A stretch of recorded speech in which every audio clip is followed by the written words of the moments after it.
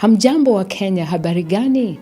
My fellow Kenyans, it's with great pleasure that I come to you again to just thank you and bless you for having come out every time that we call on you to come out for the Kenyan Day of Prayer.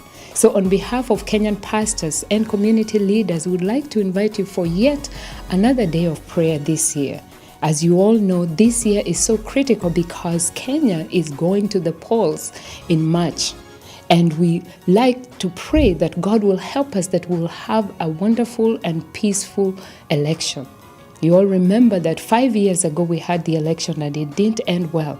And this can be traumatizing for many people that saw what happened the last time. But we want to thank God that He has been faithful because He has continued to give us peace and He has helped our country actually progress and move forward. The last 5 years, we saw a new constitution come into place. Now we have seen the implementation of the new constitution, and we just want to thank God for that. And so this time, Kenyans are going to the polls with so many new things in their hands. And so we are grateful to God for what He has done. And we are calling on all of you as Kenyans from the diaspora that you come out in large numbers so that we can pray that God will help us, that God will give us a peaceful atmosphere, that He will help the whole process, everyone that is involved, and all Kenyans that will be going to the polls, that there will be no violence or animosity, but that we'll come together, uniting together, that our country, our nation will be the unifying factor, that as we come together, we'll just pray that God will help us, that everything will go peacefully.